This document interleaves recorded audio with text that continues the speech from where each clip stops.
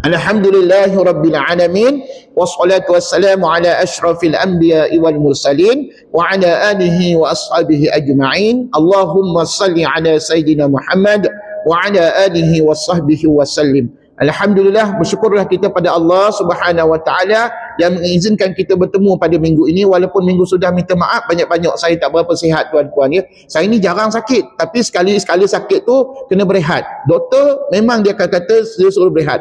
Dan pernah satu ketika saya jumpa doktor tanya, "Encik ni kerja apa?" Saya kata saya mengajar. "Mengajar budak darjah berapa?" Saya kata tak ada budak darjah berapa, saya mengajar orang dewasa. "Berapa ramai pelajar cikgu, pelajar ustaz ni?" Disebut ustaz lah. "Berapa ramai?" "Pelajar saya ramai tak ramai adalah 300-400 orang." Saya, itu stres tu. Dia kata stres tu tuan-puan. Doktor pun tahu kerja mengajar ni ada kalanya stres tuan-puan. Bila stres maka kita sakit lah tuan-puan. Jadi minggu sudah minta maaf ya, saya tak dapat nak buat kelas, walaupun saya dibagi cuti hari Isnin dan Selasa, tapi hari Rabu tu saya masih tak larat lagi nak bekerja. Dan tuan-puan, doktor nasihatkan saya untuk berehat. Dan pada peringkat awal saya disyaki ada denggi. Pada peringkat awal lah, saya pun dah berdebar lah, minta-minta tak ada lah denggi. Jadi saya cek darah semua, tekanan darah dan sebagainya. Alhamdulillah tak ada denggi. Saya demam biasa aja. Cuma saya tak dapat, badan saya seram sejuk lah. Kejap seram, kejap sejuk, panas dan sebagainya, macam-macam lah. Dan tuan-puan, yang paling teruk saya kena batuk. Saya batuk tak dapat tidur malam, berjaga duduk oleh saya. Ubat batuk sampai 2 botol saya minum tuan-puan, pun tak sembuh-sembuh. Tapi alhamdulillah minggu ni saya berdoa pada Allah, ya Allah Engkau berilah kesembuhan pada diriku ya Allah.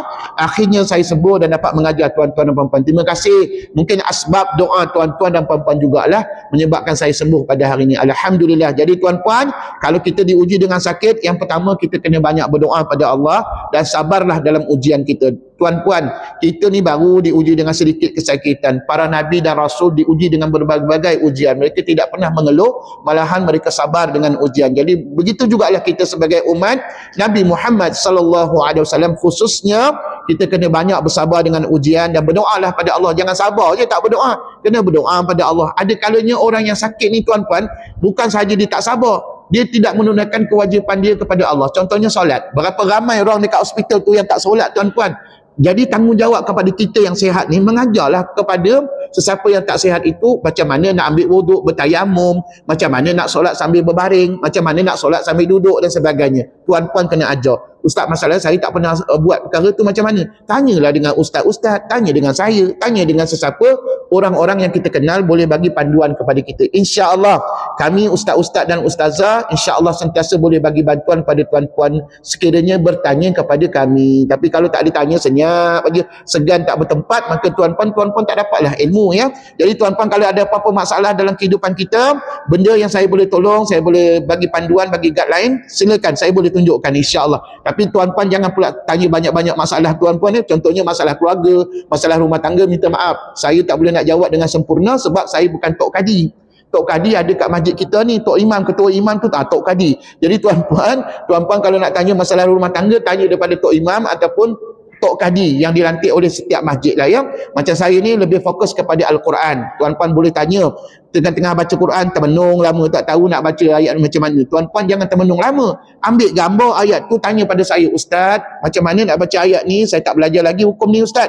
InsyaAllah saya rakamkan suara saya tunjukkan cara bacaan. Dan banyak dah pelajar bertanya dengan Ustaz dengan cara demikian. InsyaAllah boleh sedikit sebanyak membantu pembacaan Al-Quran tuan-tuan dan puan-puan. Okey, apa khabar hari ini? Sihat belaka? Sihat. Dan tuan-puan jagalah kesihatan masing-masing tau. Saya ni tak sihat ceritanya, saya kena hujan. Hari tu saya hantar anak pergi sekolah. Jadi saya bila dah hantar anak sekolah tu, tiba-tiba tengah jalan tu hujan.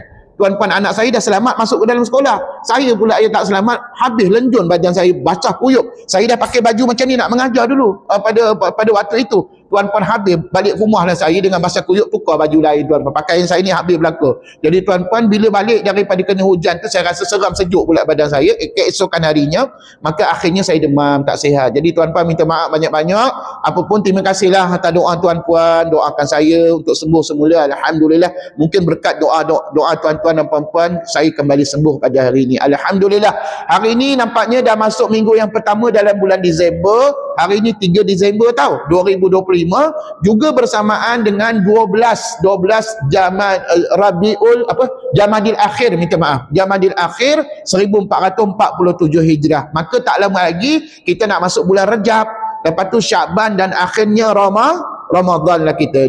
Kira nampaknya kuliah kita tinggal lebih kurang 2 bulan setengah sahaja ya, sebelum saya benarkan tuan-puan bercuti selama lebih kurang 2 bulan. Bulan Ramadan dengan bulan Syawal kita cuti tahu. Jadi kalau anak cucu tanya, mak kenapa mak tak pergi belajar? Kan hari Rabu mak pergi belajar dengan Ustaz Dino. Jawab kepada mereka, mak cuti semester. Mesti anak cucu terkejut, bila masa pula mak saya belajar universiti. Saya buat begini supaya memudahkan perjalanan kuliah tuan-puan. Bila ingat je bulan Ramadan, bulan Syawal itulah bulan cuti bagi kita. Jadi kita belajar setahun berapa bulan? Lebih kurang 10 bulan sahaja tuan-puan. 1 bulan 4 kali kuliah. Jadi tuan-puan, gitulah kalau tuan-puan dapat follow kelas Ustaz, insya-Allah selama 4 semester, maka tuan-puan akan tamatlah pengajian dengan saya, insya-Allah. Baik tuan-puan, puan-puan muslimin muslimat yang dimuliakan Allah, terima kasih banyak-banyak. Di belakang tu ada nampaknya baju-baju tuan-puan nak bagi ya kepada golongan asnaf. Terima kasih. Dan kebetulan di Kelantan sekarang ni tengah musim banjir dan dikabarkan Kelantan antara negeri yang paling teruk kena banjir. Dan tuan-puan saya dapat aduan daripada asnaf, ada yang minta bantuan makanan, ada yang minta bantuan pakaian dan sebagainya. Jadi tuan-puan tolonglah salurkan kepada NGO saya untuk saya serahkan kepada mereka pada minggu yang ketiga bulan ini. Nanti saya balik ke Kelantan ya, insya-Allah. Jadi nanti tuan-puan, segala sumbangan tuan-puan itu akan saya serahkan kepada mereka pada satu majlis yang kita buat nanti, insya-Allah. Oh ya, semalam saya ada viralkan berkenaan dengan QR code untuk memudahkan tuan-puan memberikan sumbangan. Jadi kadang zaman ni, zaman moden kita sekarang ni, mudahnya kalau kita nak memberi sumbangan melalui QR code. Kita ni malas nak pergi bank ataupun tak payah nak pergi bank, tak ada siapa nak hantar. Ustaz, walaupun handphone saya canggih, saya tak reti nak guna apps untuk untuk memberikan sumbangan. Maka tuan-puan, dengan adanya QR code yang berjaya saya buat semalam, tuan-puan, bukan senang nak buat QR code tau. Terpaksalah pegawai kanan Bank Islam daripada HQ KL datang ke Bank Islam UM, saya jumpa dengan dia, barulah dapat buat QR code semalam. Alhamdulillah, setelah bertahun-tahun saya minta tolonglah buat QR code untuk memudahkan orang ramai memberikan sumbangan. Jadi tuan-puan, gunakan, manfaatkan kemudahan yang ada. Tuan-puan boleh sumbang seberapa yang mampu. Ustaz, saya tak ada duit banyak, saya ada RM1 Ustaz, nak sumbang boleh? Saya nak bagi Ustaz RM1, segan Ustaz, saya nak bagi melalui QR code, boleh. Tuan-puan boleh salurkan sumbangan berapa sahaja untuk kita membantu golongan asnaf. Dan biasanya kalau Ustaz buat program bantuan asnaf, biasanya saya bagi barang dapur sikit lah tuan-puan ya, setidak-tidaknya meringankan beban mereka. Mungkin di rumah mereka tak ada gula, mungkin tak ada beras, tak ada kicap dan sebagainya, jadi saya bagilah something untuk mereka. Tapi kena ingat, nak beli kicap, nak beli gula, nak beli tepung dan sebagainya, kena ada sumbangan. Kalau tak ada sumbangan, macam mana saya nak beli? Takkan free je ambil daripada kedai, bukannya kedai kita. Jadi tuan-puan, jadi saya amat menggalakkan memerlukan sumbangan kalau puan-puan nak menyumbang lah. Ni benda ni tak wajib. Bersedekah tu hukumnya apa? Sunat. Susu tu sunat lah puan-puan, tak ada susu lagi lain. Allahu Akbar. Bersedekah hukumnya sunat. Tapi kalau berzakat hukumnya wajib. Fidyah hukumnya wajib. Puan-puan kena fahamkan konsepnya. Sedekah sunat. Kalau fidyah dengan zakat wajib. Ya. Satu lagi yang wajib, kalau kita bernazar. Contohnya Ustaz, kalau saya berjaya dalam kelab Ustaz itu, saya nak nazar, saya nak bagi RM100 untuk Baitul Hasan. Tuan-puan wajib laksanakan. Itu tidak boleh dikatakan sunat. Jadi tuan-puan tanyalah dengan Ustaz, Ustaz apa hukumnya bersedekah? Jawapannya sunat. Apakah hukumnya zakat? Wajib, terutamanya zakat untuk diri kita sendiri. Contohnya zakat pendapatan, zakat harta, zakat emas dan sebagainya. Itu wajib ditunaikan. Siapa yang tak tunaikan perkara yang wajib akan menjadi berdosa besar kepada kita yang tidak menunaikan. Jadi tuan-puan, itulah cantiknya agama kita ni, ada hukumnya sunat, ada makruh, ada wajib dan sebagainya. Jadi tuan-puan, sama-samalah bertanya di khabar dengan ustaz-ustaz tentang hukum hakam agama sekiranya kita tidak mampu untuk mencari jawapan. Jadi tuan-puan, alhamdulillah, terima kasih banyak-banyak hari ini datang. Oh ya, cerita pasal kelas kita ni ada something latihan ke Ustaz bagi minggu sudah, 2 minggu sudah? Ada ke? Sebab ada pelajar bertanya dalam grup WhatsApp. Saya tak ada nak jawab, masa tu saya tak berapa sihat, tapi ada pelajar yang jawab. Rupa-rupanya tuan-puan kena buat latihan muka surat berapa? Muka surat 16. Muka surat 16. Ya, soalan berkenaan dengan idgham ma'al ghunnah, idgham bila ghunnah dengan iklab. Jumpa ke tak jumpa? Ustaz, sampai hari ni saya tak jumpa Ustaz. Tuan-puan, tolonglah pertama sekali tanya dengan kawan. Mungkin kawan puan-puan dah jumpa, jadi kongsilah jawapan. Tak salah, boleh, tak ada masalah. Benda ni bukannya periksa, bukannya ujian. Jadi tuan-puan, bila kita tak tahu nak cari jawapan ataupun tak jumpa jawapan, tolong bertanya khabar kepada kawan kita terlebih dahulu. Ustaz, kawan saya pun lebih kurang macam saya juga. Ustaz tak jumpa jawapan. Maka barulah tuan-puan tanya dengan ustaz. Nanti saya tolong carikan jawapan, saya tunjukkan jawapan dalam surah Al-Insan ayat 1 sampai 31. Ingat tau, tuan-puan kena cari jawapan, cari contoh kalimah, 2 bagi idgham ma'al ghunnah, 1 bagi idgham bila ghunnah, dan 1 hukum iklab pada surah Al-Insan ayat 1 sampai 31. Kalau puan-puan nak tahu, surah Al-Insan ni adalah surah yang biasa imam-imam ataupun ustaz-ustaz baca di kala subuh Jumaat. Pada rakaat yang kedua, rakaat pertama dibaca surah Sajadah, rakaat kedua dibaca surah Al-Insan. Jadi siapa-siapa yang nak dengar Tok Imam baca surah Al-Insan, datanglah solat subuh berjemaah pada subuh Jumaat, insya-Allah. Melainkan kalau ustaz tu tak hafal surah Al-Insan, mungkin dia akan baca surah lain. Tapi kebanyakan ustaz-ustaz hafal surah ini ya. Dia ada sebanyak 31 ayat, 1 sampai 31 ayat ya. Okey tuan-puan, kalau ada masalah, kemuskilan, tak dapat jawapan, ustaz saya dah termenung 2 hari 2 malam ustaz, tak jumpa hukum iklab, maka tuan-puan cepat-cepat bertanya dengan kawan. Tapi kalau kawan tak boleh tanya, baru tanya dengan saya. Insya-Allah saya tunjukkan clue di mana terdapatnya iklab dalam surah Al-Insan. Dan tuan-puan tak boleh kata tak ada tau. Sebab dah ramai dah pelajar buat latihan ustaz ni jumpa. Kenapa puan-puan tak jumpa pula? Jadi tuan-puan sebenarnya ada jawapan. Cuma tuan-puan tak teliti mencari jawapan ataupun tak jumpa lagi, belum ditakdirkan jumpa lah. Tapi ada dalam surah Al-Insan ayat 1 hingga 31. Okey, sebelum kita mulakan kuliah dengan doa, mari sama-sama kita hadiahkan bacaan Al-Fatihah kita kepada muslimin dan muslimat yang sudah pun kembali ke rahmatullah, khususnya ahli keluarga kita, maybe mak ayah, maybe tok nenek moyang kita, adik-beradik, anak cucu ataupun sesiapa saja, muslimin dan muslimat, sama ada yang kita kenal ataupun tidak. Dengan harapan dan doa kita doa sama-sama dapatlah kita bertemu, dikumpulkan di dalam syurga Allah Subhanahu wa taala satu ketika nanti di hari kiamat. Ila hadratin Nabi Mustafa Rasulullah sallallahu alaihi wasallam wa alihi wa ashabi kiramil Fatihah. أعوذ بالله من الشيطان الرجيم بسم الله الرحمن الرحيم الحمد لله رب العالمين الرحمن الرحيم مالك يوم الدين إياك نعبد وإياك نستعين اهدنا الصراط المستقيم صراط الذين أنعمت عليهم غير المغضوب عليهم ولا الضالين. Amin. Sama-sama kita baca doa. Bismillahirrahmanirrahim. Rabbi shrah li sadri wa yassir li amri wahlul 'uqdatam min lisani yafqahu qawli. Rabbi zidni 'ilma warzuqni fahma. Allahumma arhamna bi tarkil ma'asi abadan ma abqaitana warhamna an نتكلف ما لا يعنينا وارزقنا حسن النظر فيما يرضيك عنا.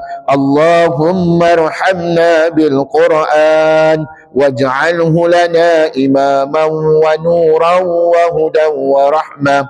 اللهم ذكرنا منه ما نسينا وعلمنا منه ما جهلنا وارزقنا تلاوته آناء الليل وأطراف النهار واجعله لنا حجة يا رب العالمين. Alhamdulillah. Baik tuan-tuan perempuan, jangan lupa satu lagi perkara. InsyaAllah bulan Disember ni 3 minggu akan datang, Ustaz akan melaksanakan misi back to school. Kita bantu anak-anak asnaf, anak-anak yatim untuk belilah peralatan sekolahnya, terutamanya baju sekolah, alat tulis, kasut dan sebagainya. Jadi kalau tuan-puan nak bersama dengan saya nak bantu golongan asnaf, terutamanya anak yatim dan anak-anak asnaf, tuan-puan boleh salurkan melalui nomor akaun ataupun QR code Pertubuhan Kebajikan Baitul Hasan ya. Terima kasih banyak banyak atas sumbangan tuan-puan. Sukalah, seronoklah budak-budak kita dulu masa kecil-kecil tuan-puan dapat pen sebatang ni pun, ya Allah, rasa seronok tuan-puan. Senyum sampai ke esok pagi kita senyum. Sebab apa? Dapat pen sebatang, pen yang baru. Apatah lagi kalau dibagi beg, dibagi baju sekolah kan. Jadi tuan-puan, saya menggalakkan tuan-puan kalau ada niat nak bersedekah, niat untuk nak membantu, nak memberikan zakat kepada golongan asnaf, maka inilah saat terbaik untuk kita salurkan bantuan kita kepada mereka. InsyaAllah buktinya nanti saya akan bagi melalui gambar ataupun video yang Ustaz akan buat kepada tuan-tuan dan puan-puan, insya-Allah. Okey, tuan-puan jangan lupa latihan tadi kena disiapkan tahu. Dan tuan-puan siapa yang dah siap latihan, tak perlu hantar dulu sebab latihan kita baru sikit kan. Baru sampai muka surat 16 saja kan. Belum lagi muka surat 17, 18 dan seterusnya akan datang ya. Ada lagi latihan akan datang, Ustaz akan bagi. Dan tuan-puan kena ikut arahan saya, jangan buat terlebih terlajak latihan. Kadang-kadang anak murid saya ni, iyalah saya faham, puan-puan mungkin dah belajar dengan ustaz-ustaz lain, tapi dengan saya belum belajar. Maka tuan-puan tak usahlah dulu buat latihan terlebih dahulu. Nanti tunggu bila ustaz bagi arahan, barulah tuan-puan buat ya. Itulah kaedahnya untuk kita belajar Quran dengan saya. Alhamdulillah. Okeylah tuan-puan, mari buka nota kita yang ni. Semua ada kan nota ringkas Ustaz? Kenapa kita guna nota ni? Sebab mudah ringkas. Dan tuan-puan ni suka ringkas ke suka yang panjang-panjang? Ustaz, kami ni dah berumur lah Ustaz, kami suka ringkas-ringkas je lah Ustaz. Ustaz jangan buat karangan Ustaz ya. Kalau Ustaz buat karangan cerita panjang lebar, gamaknya kami syahid awal. Jadi tuan-puan, sebelum tuan-puan syahid awal, ada baiknya kita guna kaedah yang ringkas. Jadi saya ni, alhamdulillah Allah bagi kekuatan, Allah bagi idea, Allah bagi ilham kepada saya untuk nak buat nota ringkas macam ni untuk memudahkan tuan-puan memahami hukum tajwid. Okey, hari ni kita nak sambung hukum yang keempat tahu, di bawah tajuk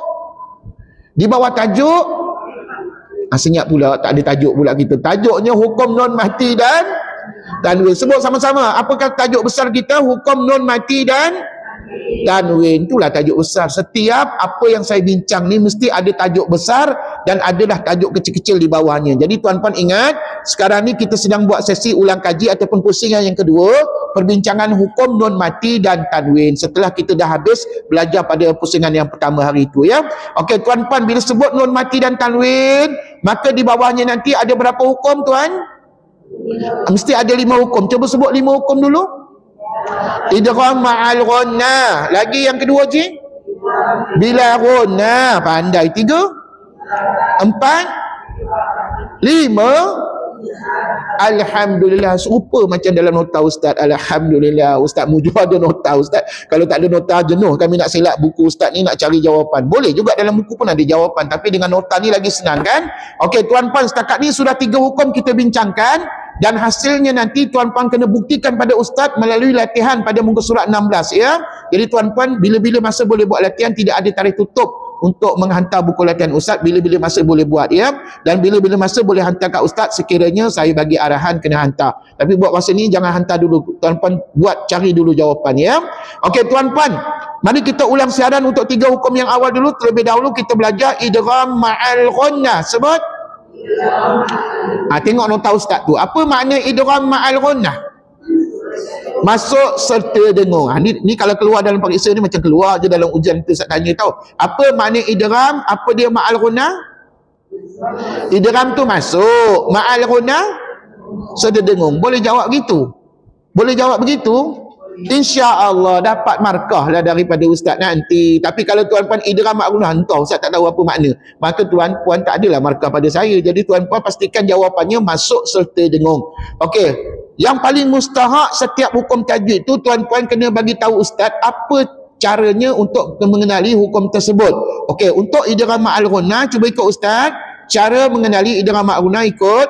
Apabila nun mati atau tanwin bertemu dengan ya waw mim nun dalam 2 kalimah saja, itulah kaedah cara nak mengenali hukum idgham ma'al ghunnah. Cuba ulang balik ayat Ustaz tadi tanpa bantuan saya. Macam mana nak kenal idgham ma'al ghunnah? Apabila nun mati atau tanwin bertemu dengan ya waw mim nun dalam 2 kalimah saja. Alhamdulillah boleh mengajar anak cucu di rumah. Tuan-puan tak usah buat macam Ustaz buat ni. Susah nak mengajar. Tuan-puan kena banyak ilmu, kena banyak pengetahuan. Macam tuan-puan mengajar anak cucu, apa salahnya kan? Anak cucu kita di rumah. Jadi itulah kaedah nak mengenal idgham ma'al ghunnah. Dan bila sebut 2 kalimah maknanya apa? Sudah. Dua kalimah tu maknanya apa? Jawab, huruf nun mati atau tanwin berpisah tulisan dengan ya, waw, mim, nun. Itulah makna dua kalimah. Ustaz tanya ke macam tu dalam periksa? Ustaz tak tanya. Alhamdulillah, Ustaz lega, Ustaz tak tanya ya. Tapi tuan-puan, walaupun saya tak tanya dalam periksa nanti, sebagai orang yang belajar, kalau ditanya oleh anak cucu, mak, abah, opah, apa makna dua kalimah? Tuan-puan jawab begini, huruf nun mati atau tanwin berpisah tulisan dengan ya, waw, mim, nun. Faham ke tidak ayat ustaz tu? Maknanya bila kita tengok dalam tulisan nanti, nun mati atau tanwin tu mesti berpisah, dia tak bercantum pada ya, waw, mim, nun. Maka itulah namanya dua kalimah. Okey, seterusnya bagaimana kaedah membaca hukum ini? Okey, masukkan nun mati ikut atau tanwin ke dalam ya, waw, mim, nun dan dengung dua harakat. Minta maaf, ejaan salah kat sini. Ini hakarat pula, patutnya harakat ya. Minta maaf, tersalah eja. Jadi tuan-puan, itulah kaedah bacaan idgham ma'al ghunnah. Sekali lagi diulang, masukkan nun mati atau tanwin ke dalam ya, waw, mim, nun dan dengung dua harakat. Faham ke tidak ayat ustaz tu? Maknanya begini, sat lagi nak baca idgham ma'al ghunnah, nun mati atau tanwin itu masuk dalam ya, waw, mim, nun. Bermakna huruf nun mati atau tanwin nak bunyi ke tak payah bunyi? Tak payah bunyi. Kenapa tak dibunyikan? Sebab dah masuk dalam ya, waw, mim, nun. Maka huruf yang kita bunyikan saat lagi tuan-puan adalah huruf ya, waw, mim, nun. Semasa kita membunyikan huruf ya, waw, mim, nun, kena sertakan dengan bunyi sengau. Sengau tu bunyi apa? Bunyi dengung lah dalam rongga hidung kita selama dua harakat. Jangan dua rakaat pula, dua harakat. Kalau dua rakaat lama sikit tuan-puan, jadi patutnya dua harakat aja ya. Dua harakat tu maknanya apa puan? 2 second, 2 kiraan dah. 1, 2, nak tutup jari boleh, nak buka jari boleh, kata arwah tok guru saya. Kalau dua harakat, 1, 2 boleh, ataupun 1, 2 pun boleh juga. Janji itulah kiraan bagi harakat yang kita nak baca pada idgham ma'al ghunnah. Mari kita baca contoh, beberapa contoh kat situ. May yukadzibu. Nampak tak apa jumpa apa kat situ? Nun mati jumpa dengan ya je. Betul ya? Satu kalimah ke dua kalimah tu? Mana puan tahu dua kalimah? Apa yang berpisah? Nun mati dengan ya. Kan berpisah tu pada tulisan. Itulah namanya dua kalimah. Maka saat lagi nun mati tu masukkan dalam bacaannya kepada huruf ya. Maka bacaannya may, bunyi sengau. May yukadzibu. Sebut. Alhamdulillah. Macam itulah tuan-puan baca sepanjang hayat kita ya. Ustaz, kalau saya baca gini salah ke ustaz? Man yukadzibu. Salah ke betul bacaan tu? Salah lah. Mana ustaz boleh baca gitu ustaz? Kan hukum ni namanya idgham. Idgham tu maknanya masuk. Apa yang tuan-puan kena masukkan? Nun mati kepada huruf ya. Maka nun mati nak baca, nak bunyi ke tak payah bunyi lagi dah. Tak payah dibunyikan. Terima kasih. Minta maaf ustaz ni banyak soal jawab. Sebab saya ingat pesan arwah tok guru saya. Dia kata apa? Sesungguhnya soal jawab itu merupakan sumber ilmu kepada kita. Jadi tuan-puan jangan risau ya. Tuan-puan jangan berdebar-debar pula ustaz saya ni dalam lemah jantung ustaz. Ustaz tanya soal jawab pula. Tuan-puan jangan risau. Bila tuan-puan tak reti jawab, biar ustaz yang tolong jawabkan. InsyaAllah. Amin. Dan saya tidak akan izinkan tuan-puan jawab secara individu ataupun secara personal. Tuan-puan jawab berjemaah macam ni saja ya. Okey, sambung. Sambung yang kedua ya. Min warai. Ikut. Begitulah kaedah bacaan tuan-puan tunjuk pada anak cucu di rumah kita. Jadi, apa jumpa apa kat sini? Nun mati jumpa dengan waw. Bercantum ke berpisah pada tulisannya? Berpisah. Maka inilah namanya idgham ma'al ghunnah yang berlaku dalam dua kalimah. Jadi cara bacaannya je begini je. Nun mati tu masuk dalam waw dan nun mati tu tak payah bunyi lagi dah. Jadi bacaannya begini. Miu, dua harakat. Miu warai. Ikut.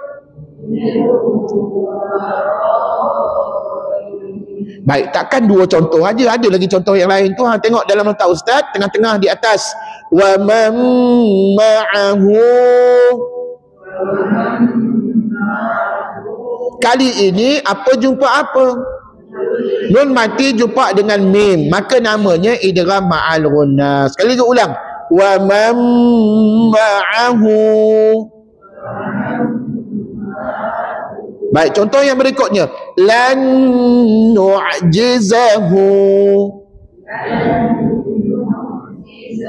Kali ini apa jumpa apa? Nun mati jumpa nun bersabdu juga dalam dua kalimah. Maka ini semua contoh di bawah tajuk idgham ma'al ghunnah. Baik, tadi contoh nun mati, bagaimana dengan tanwin? Tengok contoh sebelah kiri. Malin wa banin. Ikut. Nampak tak dekat situ tanwin jumpa waw? Tanwin tu maknanya apa? Tanwin tu apa? Baris dua lah. Dua di mana kat tu? Itu baris dua di bawah. Terima kasih, alhamdulillah. Siapa tak kenal tanwin, tuan-puan, kembalilah belajar buku Iqra ataupun Muqaddam ya, dengan mana-mana ustaz. Saya tak mengajar. Dulu saya pernah buat kelas Iqra dulu, tapi sambutannya kurang. Tak ramai pelajar yang berminat. Ya, ramainya pelajar berminat belajar Quran dan tajwid. Itu sebab saya tak buat kelas Iqra lagi dah ya. Okey tuan-puan, sekali lagi diulang ya. Malin wa banin.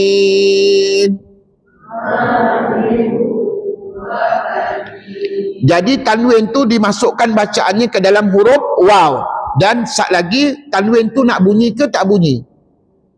Bunyi ke tak bunyi tanwin tadi? Tak bunyi dah. Tanwin tu dah masuk dalam waw. Maknanya tuan-puan, tak boleh baca gini. Malin wa banin. Lin, sebut lin. Salah. Dia kena malin, masuk dalam waw.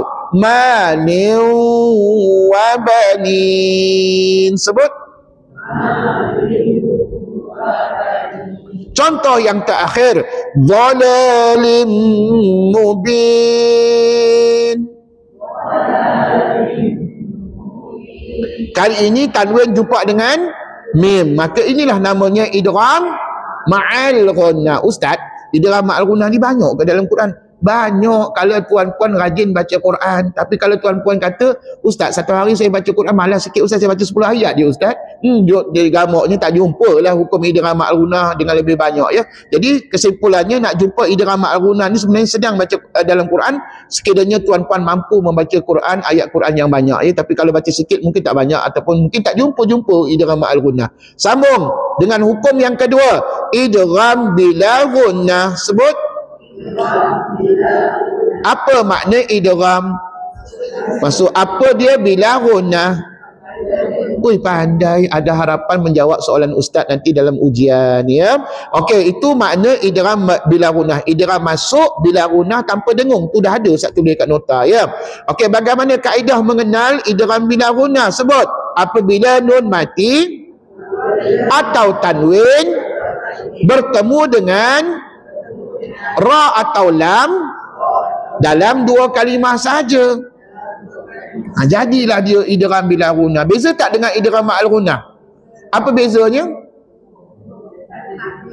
Apalah dengung pula. Bezanya adalah huruf. Kalau idgham ma'al ghunnah hurufnya 4, yang tadi berapa?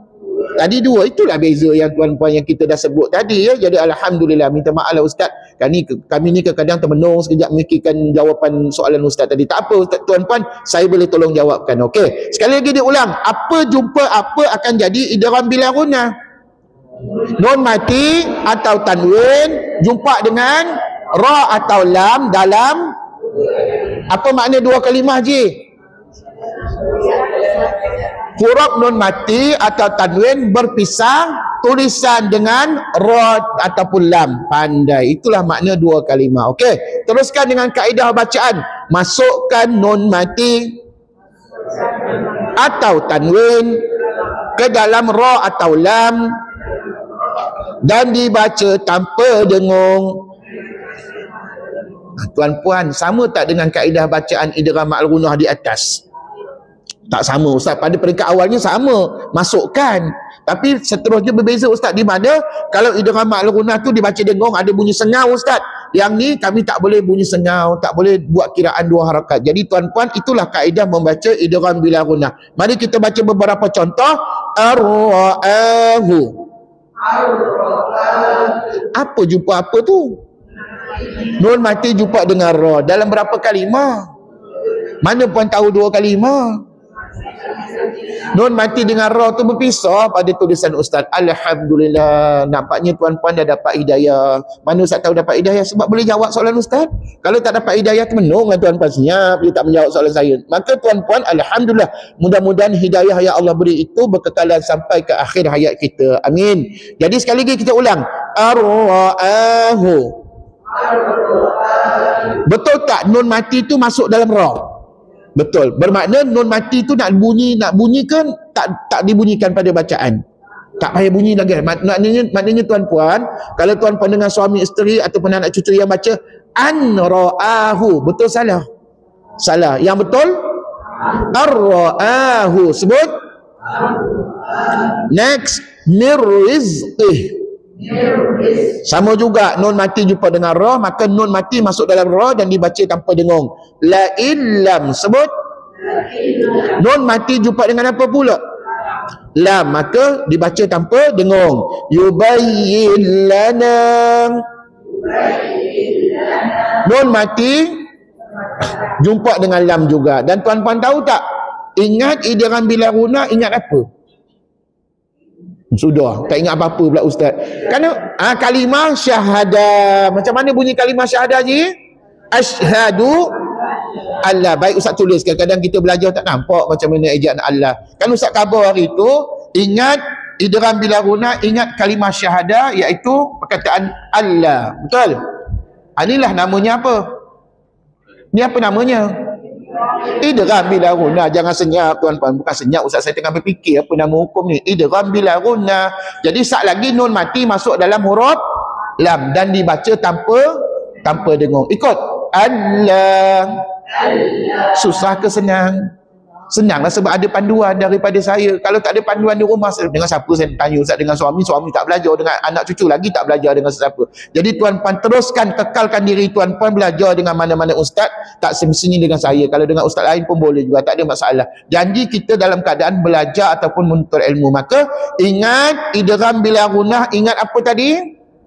Kalimah syahadah yang tiap-tiap hari dok kita sebut dalam solat. Asyhadu an la ilaha illallah. Ataupun tuan-puan dengar muazzin ataupun Bilal azan dekat TV, dekat radio, dekat masjid, dekat surau kita, tuan-puan, inilah ungkapan yang merujuk kepada hukum idgham bila gunnah. Okey, sambung.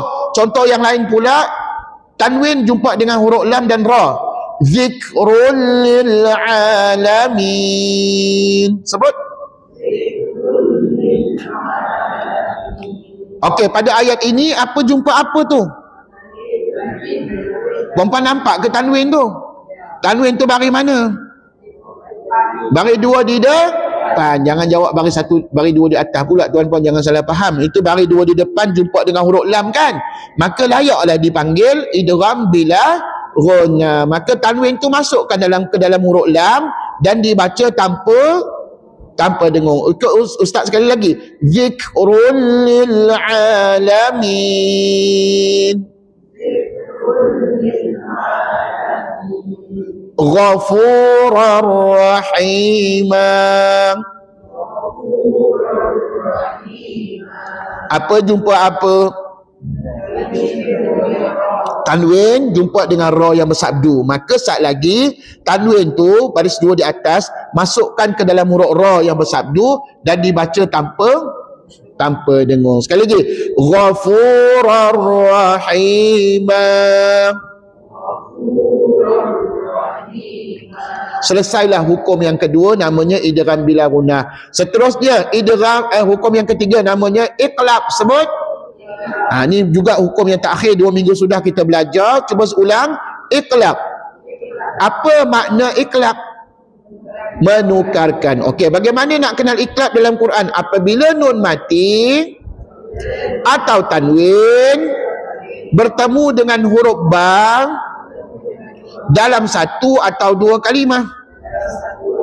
Itulah kaedah mengenal hukum iklab. Kita ni tak reti nak buat ayat tuan-puan, nak bagi tahu, nak khabar pada anak cucu, tak reti. Maka saya buatlah ayat yang ringkas begini supaya memudahkan tuan-puan mengkhabarkan hukum ni kepada anak cucu kita di rumah. Sekali lagi diulang. Cuba ulang balik ayat Ustaz ni. Apa jumpa apa jadi iklab?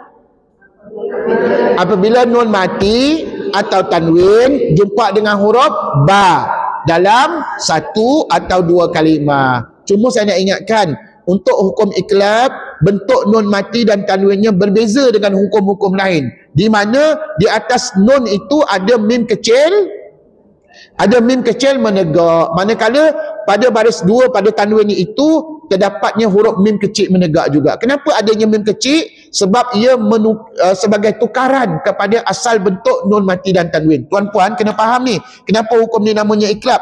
Sebab berlaku pertukaran.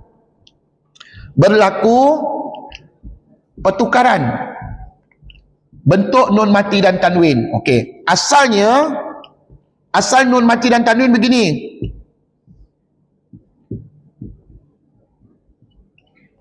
Asal bentuk iklab begini. Maka oleh kerana hukum ni namanya apa?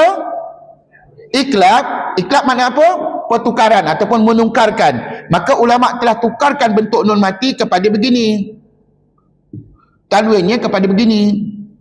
Maka itu sebab dinamakan hukum ni iklab. Jadi tuan-puan, punyalah senang nak kenal iklab. Dalam Quran nanti tidak akan ada hukum yang menggunakan mim kecil menegak begini, melainkan Jadi susah ke senang? Senang sebab ulama dah mudahkan urusan kita nak mengenal hukum iklab. Tapi dengan syarat kena belajar lah. Kalau tuan-puan tak belajar, duduk seorang di rumah, sampai bila pun kita tak tahu mim kecil ni tujuannya untuk apa sebenarnya. Sebenarnya mim kecil ni adalah gantian ataupun tukaran asal daripada tanda mati. Asalnya tanda mati, maka ditukarkan kepada mim kecil menegak. Kemudian asalnya baris dua ni ada dua macam ni, tetapi ditukarkan salah satu barisnya kepada mim kecil menegak begini. Jadi nanti dalam Quran, yang mana bentuk nun mati dan tanwin? Yang atas ke yang bawah? Yang atas ke yang bawah kita jumpa nanti? Yang bawah lah. Jumpa dengan huruf apa nanti? Dengan huruf ba. Maka jadilah dia iklab. Okey, kaedah bacaan. Cuba baca, merenggangkan sedikit bibir dan dengung dua harakat.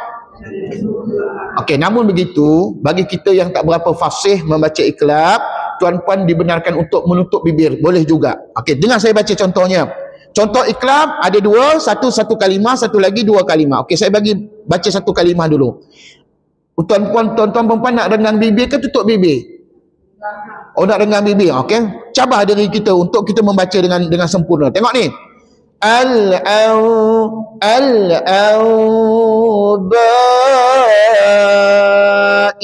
Sebut.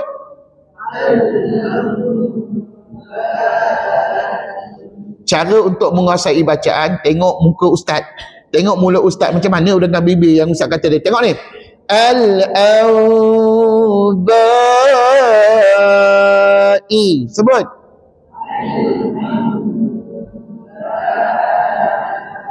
Apa jumpa apa kat situ? Tengoklah, apa jumpa apa? Tanwin ke nun mati? Ini kadang-kadang suspend juga jawapan tuan-puan ni. Ini jawapannya nun mati jumpa dengan huruf. Mana ada tanwin kat situ tuan-puan? Kalau tanwin dia ada baris dua ataupun dia ada berselang, ya, bentuknya. Yang ni tak ada. Yang ni adalah nun mati jumpa dengan ba dalam berapa kalimah? Satu kalimah. Mana tuan-puan tahu satu kalimah? Bercantum tulisannya pada nun mati dengan ba. Puan-puan nampak bercantum ke berpisah tu? Maka cerah, sihat mata tuan-tuan dan puan-puan. Alhamdulillah, ustaz sekarang sihat, tak tahulah akan datang sihat ke tidak. Kita doa pada Allah mudah-mudahan sihat selalu mata kita. Yang tak berapa nampak ni, nampaklah tu nun mati jumpa dengan ba. Maka bacaannya tengok, al-awba'i. Sebut.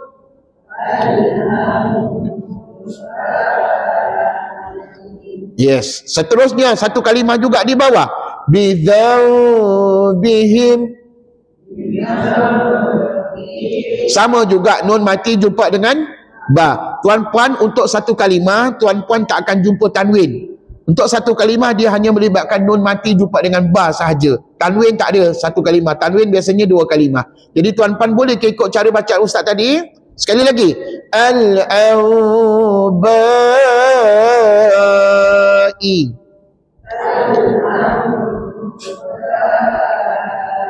Contoh yang kedua, bidzambihim.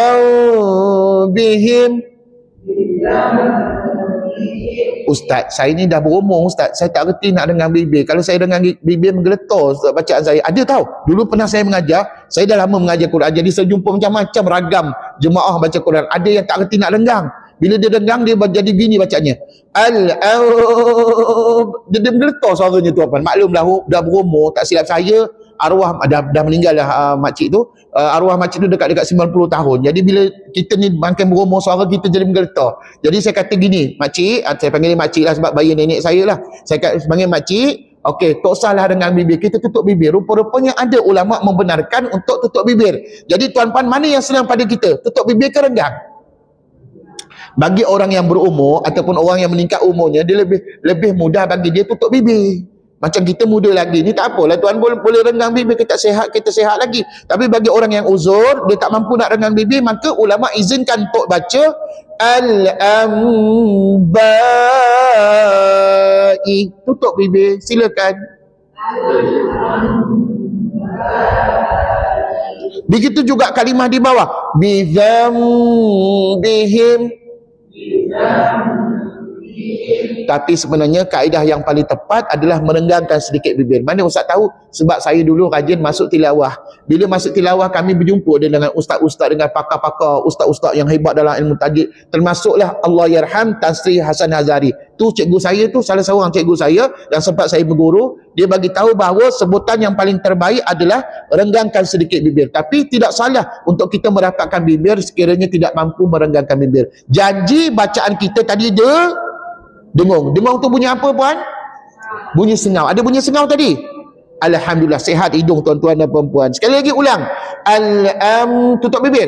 Al-Anba'i. Sebut. Bidzambihim. Mana senang? Tutup bibir ke renggang? Ikutlah masing-masing kebolehan masing-masing, kemampuan ya. Jadi puan-puan jangan berbalah pula.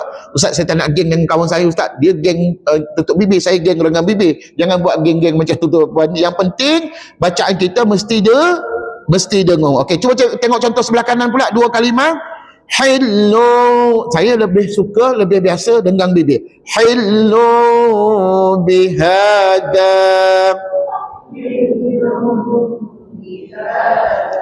Apa jumpa apa di situ? Tanwin jumpa dengan ba. Dalam berapa kalimah? Dua kalimah. Alimu bidati. Tanwin jumpa dengan ba dalam dua kalimah. Cuba tengok tengah-tengah pula, dua kalimah juga. Min bainina. Satu lagi yang terakhir, min baqaniha. Itulah kaedah bacaan hukum iklab. Jadi dalam banyak-banyak hukum tajwid, tuan-puan kita majoriti tuan-puan dah belajar habis dengan ustaz ni pusingan kedua. Jadi tuan-puan akan nampak iklab ni senang sangat kita nak cam dalam Quran. Nampak je mim kecil menegak, nampak je mim kecil menegak pada nun, pada huruf nun, ataupun mim kecil menegak pada tanwin, maka tak lain mesti hukumnya iklab. Tapi dengan syarat berjumpa dengan huruf ba. Kalau yang ni iklab ke bukan ni? Saja saya nak test. Saya nak test tuan-puan, adakah ini iklab atau bukan? Cuba baca. Sami'an. Baca. Tuan-puan, ni namanya sami'an, ni baris dua. Adakah ini iklab? Kenapa bukan? Apa yang tak cukup syaratnya? Dia tak jumpa dengan huruf ba. Ba tak ada kat sini. Kan Ustaz kata tadi, nak kenal iklab, tanwin ataupun nun mati mesti jumpa dengan huruf ba. Masalahnya kat sini Ustaz tak ada ba. Maka yang ni bukan iklab tau. Sebab ada pelajar salah faham. Dia teringat pesan saya. Dia kata dia jumpa min kecil menegak iklab. Jumpa min kecil menegak iklab. Sebenarnya mesti jumpa dengan huruf ba. Maknanya tuan-puan tak boleh salin kalimah ni saja tau. Sami'an tak jadi iklab lagi ji. Dia kena salin perkataan berikutnya. Basira. Jadi nak jadi iklab kena sambung. Sami'an basira. Sebut. Baru jadi iklab. Maknanya iklab ini berlaku dalam berapa kalimah? 2 kalimah. Tapi kalau kat sini ini saja yang kita salin, sami'an, adakah jadi iklab? Tak jadi iklab. Jadi kalau siapa tulis macam ni saja, salahlah pada jawapan kita. Dia kena sami'an basira. Maknanya kena jumpakan dengan huruf ba baru jadi iklab. Setakat ni faham ke tidak ni? Dan saya memang suka mengulang-ulang. Tuan-puan jangan risau. Tapi janganlah minta ustaz tiap minggu ustaz ulang benda yang sama ustaz. Lama-lama saya jadi stres. Kan doktor dah bagi tahu saya mengajar Quran ni stres. Mula-mula doktor tu tanya dengan ustaz, cik ni bekerja kat mana? Saya kata saya bekerja kat masjid. Saya mengajar. Cik mengajar budak dia jam berapa? Saya kata tak ada budak dia jam berapa. Saya mengajar orang dewasa. Saya kata berapa ramai peserta pelajar ustaz ni? Adalah lebih kurang 300-400 orang. Stres tu. Ustaz kena berehat. Dia kata itu yang saya jadi berehat. Saya kena sakit dan sebagainya. Dan tuan-puan, saya pernah diuji oleh Allah Subhanahu Wa Taala satu ketika dulu sakit yang teruk sikit lah. Saya masuk hospital, saya rasa 2-3 bulan saya tak boleh nak mengajar Quran. Masa tu saya sakit ni batu empedu ataupun gallbladder. Ya, jadi tuan-tuan, saya pernah pembedahan dalam perut saya ni, dikeluarkan batu empedu tu banyak dekat satu botol. Dan tuan-tuan, itulah ujian yang paling teruk pada diri saya lah satu ketika dulu, menyebabkan kelas saya tak dapat buat kelas berbulan-bulan. Saya rasa dekat setahun juga saya tak mengajar Quran. Allahu Akbar. Tapi alhamdulillah hari ni Allah bagi sihat, nikmat sihat. Tapi kena jaga makan lah, tak boleh makan sembarangan ya. Apapun tuan-tuan dan puan-puan, itulah kisahnya pada 3 hukum tadi. Dan saya selalu mengulang-ulang ni sebab saya memikirkan tuan-puan dalam usia kita begini, manalah kita mungkin nak mengingat banyak-banyak. Tuan-puan kita ni bukan muda ustaz. Kalau saya umur 20 tahun, kalau kita 30 tahun mungkin kita boleh ingat banyak. Tapi sekarang ni umur kita dah lebih daripada 5 siri, 6 siri dan sebagainya. Jadi tuan-puan, tu sebab saya buat macam-macam kaedah nak bagi tuan-puan ni faham, ingat kepada hukum yang saya ajar. Antara kaedah yang saya gunakan, saya ulang-ulang banyak kali. Tapi janganlah tiap minggu kena ulang benda sama. Kalau boleh tuan-puan, kita belajar juga hukum-hukum yang lain. Jadi hari ini setelah kita habis 3 hukum tadi, apa nama 3 hukum tadi? Idgham ma'al ghunnah, idgham bila ghunnah, lagi satu iklab. Maka selesailah 3 hukum di bawah tajuk nun mati dan tanwin. Kita masuklah hukum yang keempat hari ini ya. Namanya sebut sama-sama. Buka buku nota ustaz. Ikhfa hakiki. Sebut.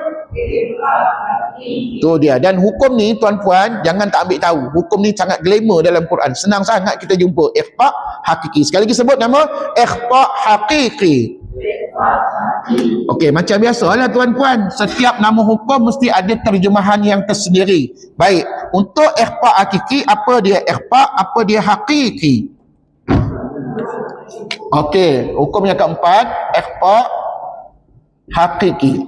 Okey, kata ulama, ikhfa itu maknanya tersembunyi ataupun disebut sebagai samar-samar. Sebut samar-samar. Boleh berlaku. Sembunyi boleh, samar-samar boleh. Ya. Dan ada juga dulu pelajar jawab dalam periksa. Saya tanya apa makna ikhfa? Dia kata tersorok. Apa yang tersorok pula? Tersembunyi sebenarnya. Tapi mujurlah saya yang tanda paper tu, saya faham apa makna ayat tuan. Mungkin masa tu tuan-puan tak dapat idea. Tak dapat idea perkataan tersembunyi atau sama-sama. Dia dapat idea tersorok. Ya. Menyorok pun ada. Saya pernah dapat jawapan. Jadi saya bagi betul lah jawapannya, sebab dengan andaian perkataan itu maknanya tersembunyi atau samar-samar. Manakala hakiki, apa makna hakiki? Sebenar-benarnya ataupun sebenarnya. Okey, baik. Jadi sekarang ni apa makna ikhfa? Tersembunyi atau samar-samar. Hakiki, sebenar-benarnya. Jadi tuan-puan, itu makna bagi ikhfa hakiki. Okey, tuan-puan, apa jumpa apa jadi hukum ini? Okey, cuba sebut.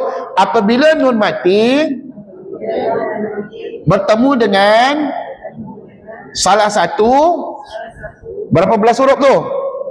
15 huruf dalam satu atau 2 kalimah. Jadi sat lagi tengok ni, apabila nun mati, nun matinya mesti kosong begini tau, tidak ada tanda mati pada dia, ataupun tanwin. Tanwin dia kena berselang, bagi 2 di depan berselari. Sekali lagi ulang, apabila nun mati atau tanwin bertemu dengan salah satu 15 huruf dalam satu atau 2 kalimah.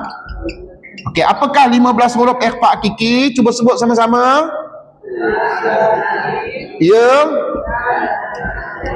Ya. Ya. Lagi. Alhamdulillah, serupa macam dalam buku ustaz ataupun dalam nota ustaz. Sin shin sad dad fa dha fa qaf kaf. Dan tuan-puan, saya nak bagi tahu ni macam soalan bocor je rupanya. Dalam ujian nanti saya akan tanya tahu apakah huruf ikhfa hakiki, dan tuan-puan jangan salah jawab. Ustaz tanya nyatakan huruf ikhfa hakiki, maka kena jawab begini. Sebut ta tha jim dal zal zain sin shin sad dad ta dha fa qaf kaf. Puan-puan dah hafal ke belum? Jawablah on the way. Ustaz on the way, kami tengah hafal lah ustaz. Tak tahulah on the way tu bila hafalnya ustaz. Mungkin minggu depan, mungkin bulan depan, mungkin tahun depan baru saya hafal ustaz. Jadi tuan-puan, untuk tidak menyusahkan tuan-puan, tak payah hafal, nanti takut stres pada tuan-puan. Jadi nanti dalam periksa, tuan-puan boleh bawa nota ustaz ni. Jadi kalau ustaz tanya nyatakan huruf ikhfa hakiki, apa lagi? Kita buat apa? Kopi lah, kopi salin lah tuan-puan, salin lah huruf-huruf ni. Tapi bila menyalin tu mata tu tengok huruf ta baris 2 titik di atas, huruf ta titik 3 di atas, huruf jim 1 titik di tengah, huruf dal tak ada titik, zal ada 1 titik, zai ada 1 titik. Puan-puan kena perhatikan betul-betul titik yang ada pada huruf-huruf tertentu. Jadi tuan-puan jangan tutup mata. Kalau tuan-puan tak berapa boleh bayangkan huruf-hurufnya, tuan-puan tengoklah dalam tak ustaz dan kopilah jawapan. Boleh ke kopi jawapan? Senang macam tu ya ustaz periksa ustaz. Iya, itulah kemudahan saya bagi kepada tuan-tuan dan puan-puan. Tapi jangan cerita kat sesiapa. Benda ni hanya untuk kita saja, untuk kelas kita. Dan tuan-puan mujurlah kelas kita ni tak terikat dengan apa-apa peraturan universiti. Kalau dekat universiti memang tak boleh nak tengok buku. Tapi pada pandangan saya tuan-puan, universiti lah. Kita ni kaedah kita ada yang tersendiri yang saya terapkan dalam pembelajaran kita. Janji tuan-puan sebagai orang awam faham apakah huruf-huruf ikhfa hakiki. Okey, sekali lagi disebut huruf ikhfa hakiki 15 huruf. Ta tha jim ya dal zal zai sin shin sad dad ta dha fa qaf kaf. Siapa nak ikut cara ustaz sebut 3-3 ikutlah. Tapi siapa yang tak mampu, tuan-puan buatlah cara macam mana pun, janji dapat menyebut berapa belas huruf tadi. Banyak ke sikit huruf ikhfa hakiki? Oleh kerana banyak kata ulama, maka kebarangkalian kita jumpa dalam Quran pun banyak jugalah, sebab hurufnya banyak tuan-puan. Okey, tapi kena ingat tau, jumpanya ikhfa hakiki ni tadi mesti dalam 1 atau 2 kalimah. Okey, seterusnya tuan-puan, kaedah bacaan. Cuba sebut, sembunyikan sebutan nun mati atau tanwin atau hujung lidah tidak ditekan ke gusi atas dan dengung 2 harakat. Oh, yang ni penting. Ini mustahak dalam pembacaan hukum ikhfa hakiki, di mana tuan-puan kena fahamkan kaedah ini ya, kaedah bacaan. Sebab sekejap ya, kaedah bacaan. Okey, yang pertama pilih ya, sama ada kita sembunyikan maksudnya kita baca sama-sama sebutan nun mati dan tanwin ya. Sembunyikan. Kaedah yang pertama, sembunyikan sebutan nun mati atau tanwin. Okey, tuan-puan tahu tak macam mana nak sebut nun mati atau tanwin? Cuba ikut ustaz. Nak sebut nun mati, cuba bayangkan nun itu bertanda mati begini. Ni, bayangkan begini. An, in, un. Sebut. An, in, un. Tuan-puan sudah berjaya menyebut huruf nun mati dengan jelas, dengan terang. Kalau sebut tanwin macam mana? Sama jugalah bunyinya macam tadi. An, in, un. Sebut. Dan kalau sesiapa tanya kat kita macam mana kaedah menyebut huruf nun, tuan-puan boleh refer kepada nota ustaz yang ini. Okey, cuba kalau kita tengok baris yang keberapa di sini. Baris yang ke-25. Okey, cuba baca. Hujung lidah ditekan ke gusi hadapan sebelah atas. Nampak tak baris 25 tu? Nampak ya? Okey, lagi-lagi. Ditekan suara ke pangkal hidung. Oh, rupa-rupanya kalau disebut an, in, un tu ada bunyi sengau sikit lah dekat pangkal hidung kita. Tapi tuan-puan, untuk membaca ikhfa hakiki, tuan-puan tak boleh kenakan hujung lidah tu pada hujung lidah itu tak boleh dikenakan pada gusi hadapan. Sebaliknya letak kat tengah-tengah. Jadi sat lagi, kalau tadi kita bunyi an, in, un, cuba kali ni ikut ustaz.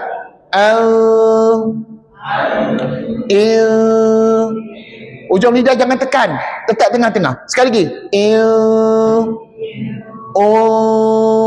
Sekali lagi ulang ikut ustaz.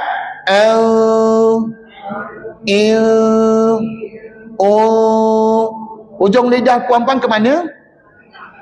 Letak tengah-tengah. Jangan tekan pada gusi. Tahu gusi? Gusi kat atas. Jadi tuan-puan, kalau tekan kat gusi, nanti bunyi bacaan kita jadi begini. An, in, un. Maka kata ulama, kalau kamu baca an, in, un, kamu tidak mengikhfa'kan bacaan. Sedangkan hukum ni namanya apa?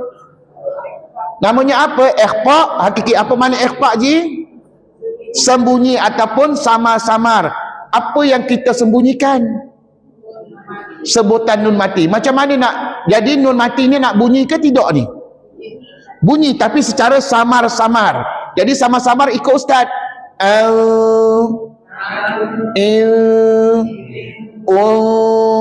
Kena hati-hati, kena tenang-tenang menyebutnya. Tuan-puan jangan gopoh-gapah ya. Sekali lagi, ada bunyi sengau tak tadi?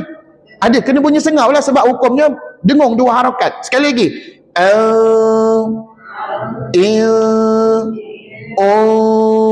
Kalau tuan-puan berjaya bunyikan begitu tadi, insya-Allah ada harapan untuk membaca contoh bagi ikhfa' hakiki. Okey, begitu juga dengan tanwin tuan-puan, ikut ustaz.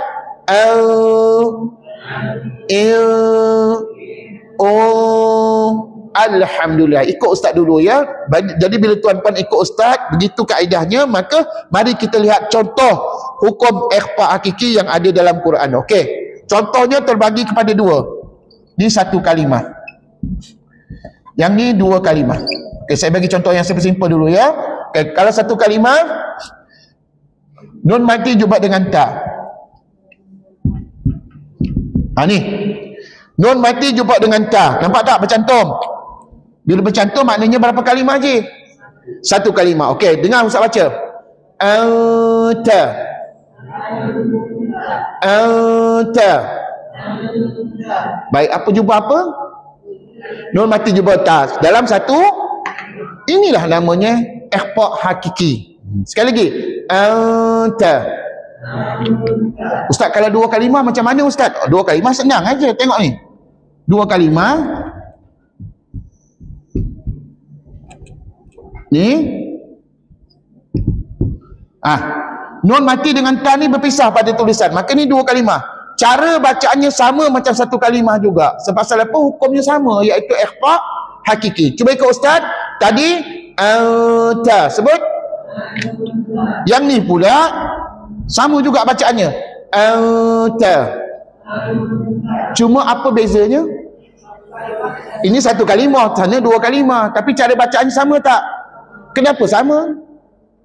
Hukumnya sama. Ikhfa' hakiki. Ustaz ni banyak soal lah ustaz. Tak apa, itu satu sumber ilmu pada kita. Jadi tuan-puan, kalau anak cucu tanya, mak apa beza antara dua bacaan ni? Jawapannya sama je bacaannya, tak ada bezanya. Yang bezanya adalah satu kalimah dengan dua kalimah. Okey, sekali lagi ulang ikut ustaz.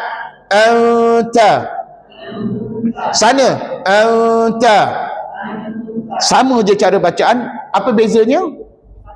Satu kalimah, dua kalimah. Okey, mari kita tukar huruf lain pula. Kan huruf ikhfa' hakiki banyak kan? Jadi kita tukar pula dengan huruf tha. Okey, kalau huruf tha, senang aja. Tha. Tha. Apa jumpa apa tuan puan? Nun mati jumpa dengan tha. Bagaimana dengan yang ni pula? Sama juga cara bacaannya. Tha. Sebut. Cuma yang membezakannya dengan yang kiri, kat sini dua kalimah, yang ni satu kalimah. Okey, ikut sekali lagi. Tha. Yang sebelah kiri sama juga. Jadi inilah namanya hukum ikhfa' hakiki. Dan tuan-tuan boleh tukar apa saja huruf yang banyak tu, 15 huruf, untuk menunjukkan hukum ikhfa' hakiki. Okey, andai katalah saya tukar tha ni kepada huruf jim. Cuba ikut. Ja. Sana. Ja. Sama jugalah ya. Jadi tuan-puan, inilah namanya hukum ikhfa' hakiki. Mari kita baca dalam nota ustaz tu. Tapi jangan lupa tahu, hukum ikhfa' hakiki bukan sekadar kita sembunyikan sebutan, tetapi kita kena baca dengung pada bacaan. Apa makna dengung? Bunyi sengau. Berapa lama nak bunyi sengau? 2 harakat. Apa makna 2 harakat? 2 kiraan. Nak kira dengan apa? Dengan jari. Macam mana tunjuk 2 harakat? Tunjuklah masing-masing. 1, 2. Kata arwah tok guru saya dulu, 2 harakat tu sama ada kamu buka jari 1, 2, ataupun tutup jari 1, 2 pun boleh berlaku, tak ada masalah. Itu namanya 2 harakat. Okey, kita baca contoh dalam buku nota ustaz. Okey, kita tengok contoh satu kalimah sebelah kiri tu. Antum. Sekali lagi. Antum. Ustaz, kalau saya baca gini okey tak? Antum. Jangan ikut tuan-puan. Kalau ustaz baca antum, itu bukan ikhfa' namanya, itu namanya izhar. Seolah-olah kita menerangkan, menjelaskan bunyi sebutan nun. Sedangkan hukum ni namanya ikhfa', maknanya nun mati itu kita kena sembunyikan bacaan. Bila sembunyi, maknanya nun mati itu nak bunyi ke tidak? Kena bunyi, tapi secara samar-samar. Jadi nak baca samar-samar, tuan-puan kena dengar betul-betul ustaz baca. Antum. Ikut. Jangan baca antum. Siapa baca antum dalam tilawah Quran kena tolak setengah markah. Sebab bacaan kamu tidak ikut lahjah Arab. Orang Arab baca Quran ataupun lahjah Arab ataupun slang Arab baca Quran tak baca gitu. Kita baca antum. Contoh yang kedua, tengok nota ustaz. Judun. Apa jumpa apa kat situ? Nun mati jumpa dengan dal. Yang ketiga, tusab. Apa jumpa apa pula? Nun mati jumpa dengan sin. Ini semua 3 contoh ni di bawah tajuk satu kalimah. Hukum ikhfa' hakiki. Bagaimana 2 kalimah? Tengok sebelah kanan. Syai'in qadir. Ajrun kabir. Bi khalqin jadid. Baik, ketiga-tiga contoh kalimah yang kita baca tadi, semuanya tanwin jumpa dengan huruf qaf, tanwin jumpa dengan kaf, tanwin jumpa dengan jim dalam 2 kalimah. Okey, mari ikut ustaz baca nun mati pula dalam 2 kalimah. Tengah-tengah, atas. Min syai'.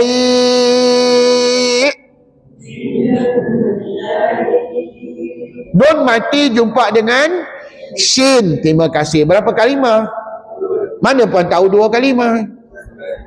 Berpisah tulisan antara nun mati dengan shin. Terima kasih. Mil. Tengok saya baca. Mil futur.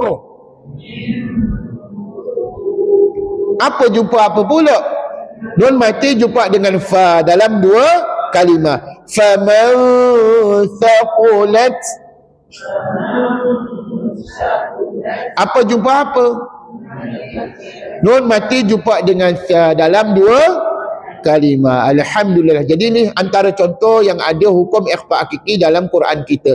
Dan tuan-puan yakinlah, saat lagi baca Quran, tuan-puan akan jumpa banyak hukum ikhfa' hakiki. Memandangkan huruf ikhfa' hakiki banyak ke sikit? Banyak. Ada berapa huruf ikhfa' hakiki? Maka kata ulama, banyaklah nanti dalam Quran kamu jumpa, dengan syarat kamu rajin baca Quran. Kalau tak rajin baca Quran, ustaz saya kedekut baca Quran, ustaz saya baca, saya malah. Satu hari saya baca 2-3 baris je ustaz. Maka tuan-puan tak jumpalah banyak ikhfa' hakiki. Tapi kalau tuan-puan katakan, ustaz satu hari saya baca 10 muka surat Quran ustaz, saya tak pernah miss baca 10 muka surat, maka insya-Allah banyaklah hukum ini dalam Quran kita. Okey, tuan-puan ada apa-apa nak tanya tak? Hukum ikhfa' hakiki. Okey, sebelum kita baca Quran, saya nak bagi tahu ni, walaupun Ustaz kata tadi banyak dalam Quran, tetapi dalam surah Al-Fatihah tidak ada ikhfa hakiki. Sekali lagi ulang, dalam surah Fatihah ada ke tak ada ikhfa hakiki? Tak ada. Jangan duk carilah, buang masa je cari tuan-puan. Pasal apa? Ulama dah kaji dah. Dalam Fatihah tak apa, tak ada. Tapi kalau sat lagi baca surah Al-Baqarah, maka banyaklah jumpa hukum ikhfa hakiki. Mari kita baca Quran surah Al-Baqarah. Ayat berapa? 214. Okay, silakan. Muka surat berapa tu? Muka surat 75. Muka surat 75 ayat 214. Oh, tengah-tengah tu. Am hasibtum an tadkhulul jannah. Dah ada dah ikhfa hakiki kat situ. Okey, ready? Mari ikut ustaz kita baca surah Al-Baqarah bermula ayat 214 muka surat 75. Ya, silakan. Ayat 221. Oh, minta maaf, saya salah dengar. Ayat 221 atas sekali. Muka surat 79. Ayat 221 ya. Wala tankihul musyrikati. Okey, ready? Sama-sama tumpukan bacaan kita dan tuan-puan tolong cari di mana ada hukum ikhfa hakiki dalam bacaan kita. Tapi bukan saja ikhfa hakiki, jangan lupa pada minggu-minggu sudah tuan-puan dah belajar dengan ustaz idgham ma'al ghunnah. Lagi? Idgham bila ghunnah. Lagi satu? Iqlab. Jangan lupa ustaz hari ni belajar satu hukum lain saya lupa ustaz. Tuan-puan kena ubah fi'il, kena ubah tabiat tersebut, kena pastikan semua hukum yang kita dah belajar mampu dibawakan dalam bacaan. Dan ingat, bila kita baca Quran, tuan-puan tidak ada istilah memilih. Ustaz, saat lagi saya nak baca surah Al-Baqarah ni, saya nak pilih hukum hakiki aja ustaz. Hukum lain saya tak nak baca. Tak boleh tuan-puan. Dia kena terapkan semua hukum yang kita belajar. A'udzu billahi minasyaitonir rajim. Ikut.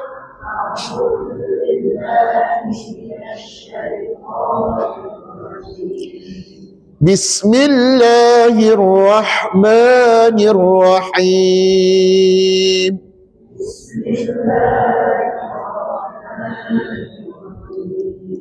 ولا تنكحوا المشركات حتى يؤمن.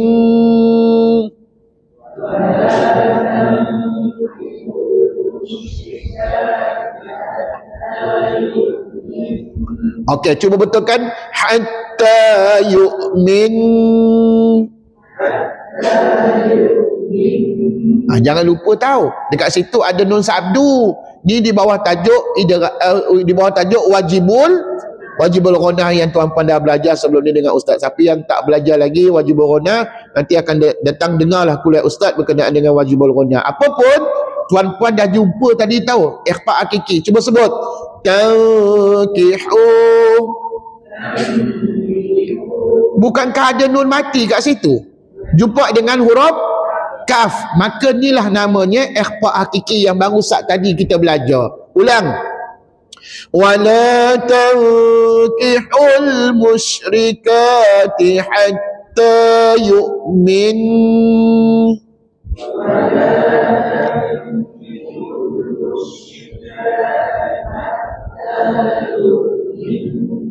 Sebut hatta yu'min. Tadi ustaz sebut apa yu'min tadi? Wajibul ghunnah. Maka bila tuan-puan berhenti pada kalimah itu, kekalkan wajibul ghunnah pada bacaan kita. Maknanya wajibul ghunnah ni wajib dengung. Ulang. Hatta yu'min. Dan jangan terlajak menyebut hatta yu'minna, terlajak na pula kat situ. Pasal apa tak boleh baca na? Sebab kata ulama, bila kita wakaf apa jua kalimah dalam bacaan, huruf yang terakhir pada kalimah itu kamu kena matikan dia. Jadi kita bayangkan nun tu ada sabdu dan ada mati pada tulisan, maka bacaannya hatta yu'min.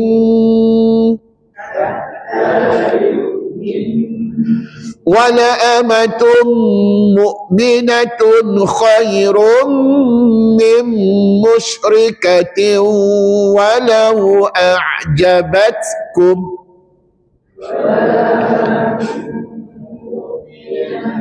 khairum min musyrikatin walau a'jabatkum. Tunjukkan saya dan kira ada berapa hukum idgham ma'al ghunnah. Ada berapa? Ayat tadi yang kita baca, ada berapa idgham ma'al ghunnah? Kuat benar kiranya. Berapa? Ada 4. Yang pertama di mana? Wala amatum mu'minatun. Sebut. Tuan-puan nampak tak tanwin jumpa mim? Itu idgham ma'al ghunnah yang pertama. Yang kedua, khairum min. Nampak lagi tak tanwin jumpa mim? Sama juga idgham ma'al ghunnah. Lagi satu, mim musyrikatin. Nun mati jumpa dengan mim pula. Sama jugalah idgham ma'al ghunnah. Lagi satu, musyrikatin wa. Apa jumpa apa pula? Tanwin jumpa dengan waw. Alhamdulillah. Jadi ada berapa idgham ma'al ghunnah? 4. Kebetulan baca ayat ni ada 4. Alhamdulillah. Dan idgham ma'al ghunnah dah belajar ke belum? Dah belajar. Wajib tuan-puan kena tahu jawapannya. Okey, sambung. Wala tunkihul musyrikina hatta yu'minu.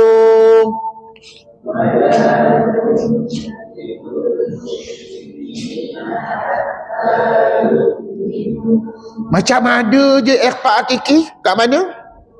Tunkihu. Sebut.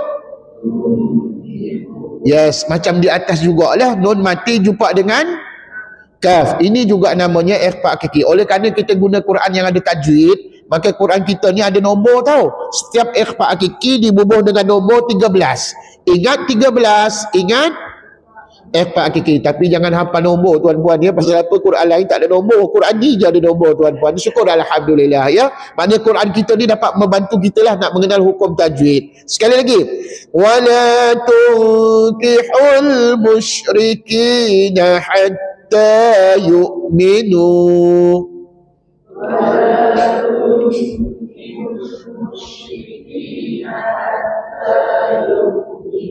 Sambung. Wala abdun mu'minun khairum min musyrikin walau a'jabakum.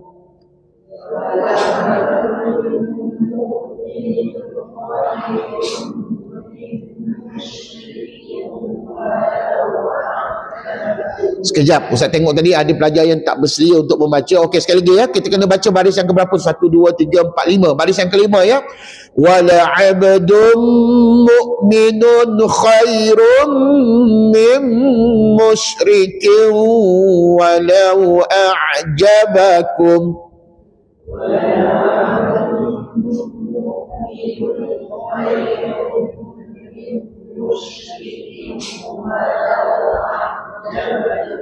Ada tak ikhfa hakiki? Ada. Mana ada ikhfa hakiki? Yang ada banyak kat situ idgham ma'al ghunnah. Tunjukkan saya berapa idgham ma'al ghunnah. Kuat kiranya 4 dia. Okey, 4 tu di mana? Yang pertama ikut wala abadun mu'minun. Katakan tanwin jumpa dengan mim. Yang kedua khairum min. Katakan tanwin jumpa dengan mim juga. Yang ketiga mim musyrikin. Katakan nun mati jumpa dengan mim. Yang keempat musyrikin wa. Sebut. Kali ini apa jumpa apa? Tanwin jumpa waw. Maka berapa jumlah idgham ma'al ghunnah? 4 banyak pula kita jumpa ya. Alhamdulillah. Dan kebetulan idgham ma'al ghunnah hukum yang kita dah belajar pada beberapa minggu yang sudah. Sambung. Ulaika yad'una ilan nar.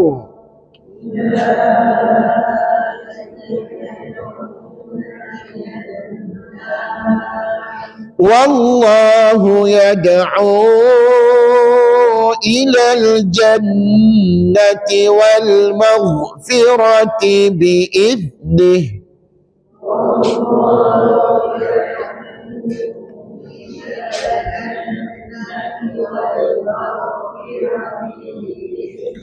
ويبين آياته للناس لعلهم يتذكرون.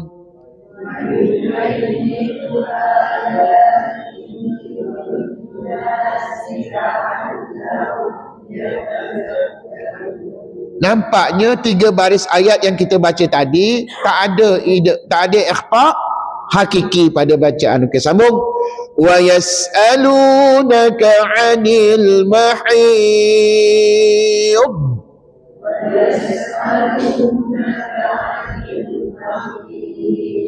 Tolong jaga jangan melantun pada dhad. Ustaz, sedap ustaz kalau kita baca gini. Anil mahid.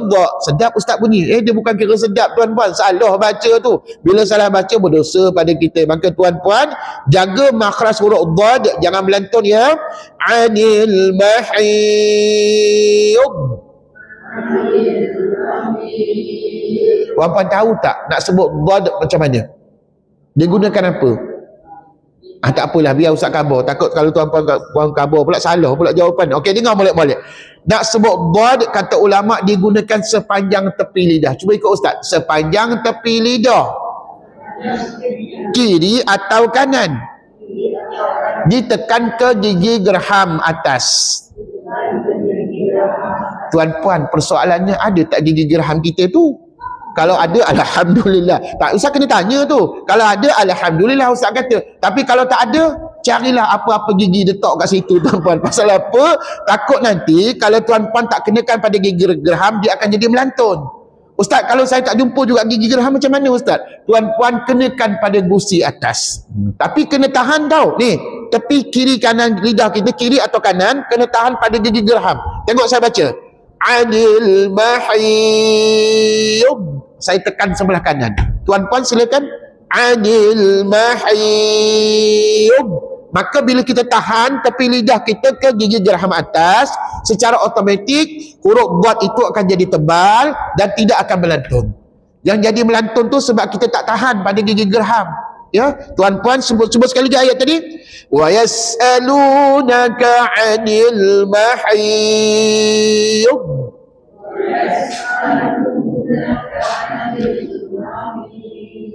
Tak melantunlah dia. Kadang-kadang ada yang melantun tu. Anil mahid. Melantun pula. Pasal dia tak gunakan sepanjang tepi lidah. Dia tak boleh guna hujung lidah. Dia guna sepanjang tepi lidah. Kiri atau kanan tekan pada gigi. Tak menjawab tu tuan-puan. Tak menjawab macam tak ada gigi gerham kat situ ya tuan-puan. Jawapannya gigi gerham ya. Okey. Sambung. Qul huwa adhan fa'tazilun nisaa fil mahid. Tazilun nisaa fil mahid. Okey, Ustaz nampak macam ada satu ikhfa hakiki. Silakan. Esok ikut Ustaz. Adzan fa'tazilu. Sekali lagi dengar. Adzan fa'tazilu. Nampak tak tanwin? Di atas huruf dzal tu ada tanwin, jumpa dengan fa. Ustaz, kenapa tak boleh jumpa dengan ya Ustaz? Ya tu ada kat tengah-tengah. Dengar molek-molek. Ya tu adalah huruf yang kita tak payah baca sebab dia tak ada baris pada dia. Jadi tak payah baca, tinggalkan dia. Habis tu kenapa ada ya kat situ? Banyak soal pula anak murid saya. Baik, adanya ya di situ untuk memudahkan kita berhenti. Kalau tuan-puan berhenti azan, saat lagi pergi baca. Qul huwa azan. Jadilah azan tu 2 harakat.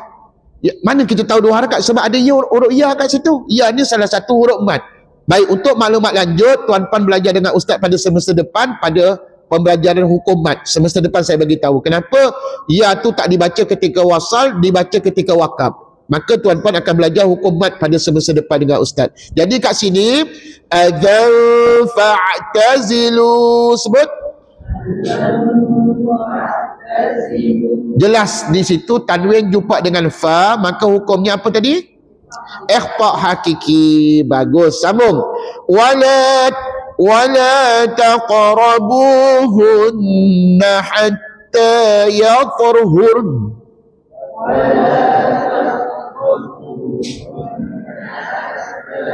Yatahurn hatta yatahurn. Dia bunyi kat ujung tu pasal apa? Nun tu mati. Sekali lagi. Wala taqrabuhunna hatta yatahurn.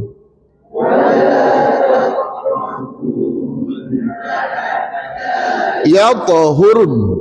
Fa idza tatahharna fa'tuhunna min haitsu amarakumullah.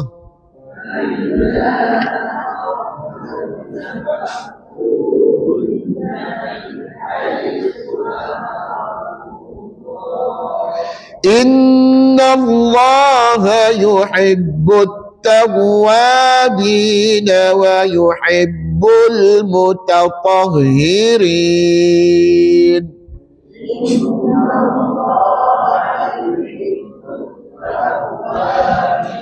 Wa yuhibbul mutatahhirin. Tak jumpa lagi dah ikhfa hakiki. Sambung. Nisa'ukum harthul lakum fa'tu harthakum anna syi'tum.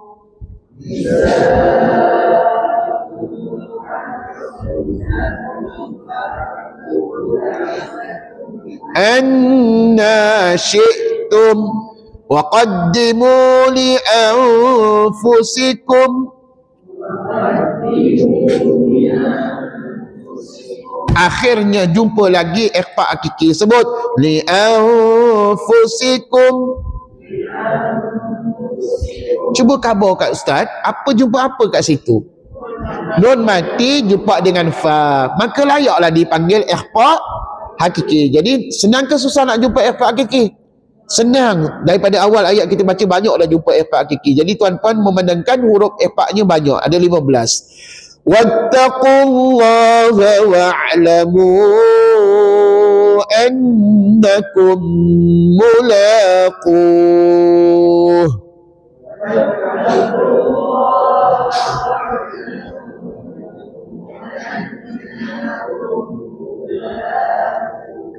وبشر المؤمنين.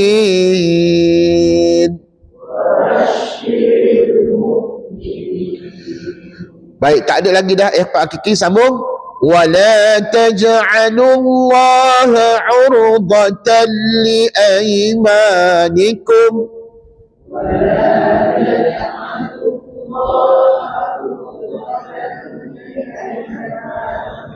Cuba ulang. Urḍatan li aymanikum. Jangan dilupakan hukum yang kita dah belajar sebelum ini. Okey, kat situ ada tanwin jumpa dengan huruf lam. Silakan. Idgham bila gunnah. Sebut. Nak baca dengung ke tidak ni? Tak dengung ya. Ulang suara. Urḍatan li aymanikum. Urḍatan li ayman. Dhatan li aymanikum tidak boleh baca dengung ya. Tuan-tuan, namanya idgham bila gunnah. Sambung. Antabarru wa tattaqu wa tuslihu bainan nas.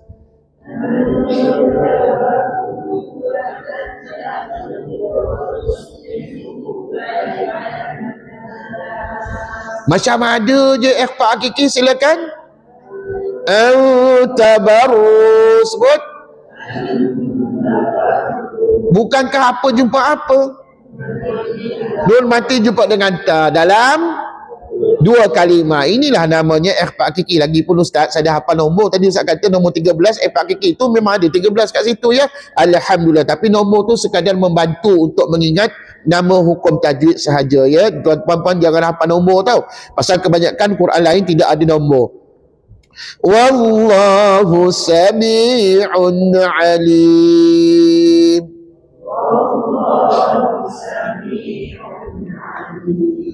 لا يؤاخذكم الله باللغو في أيمانكم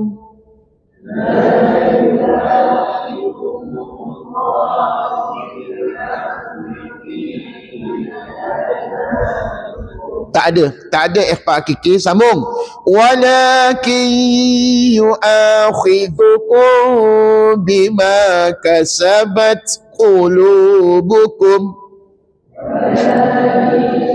Yu'akhidhukum bima kasabat qulubukum. Wallahu ghafurun halim.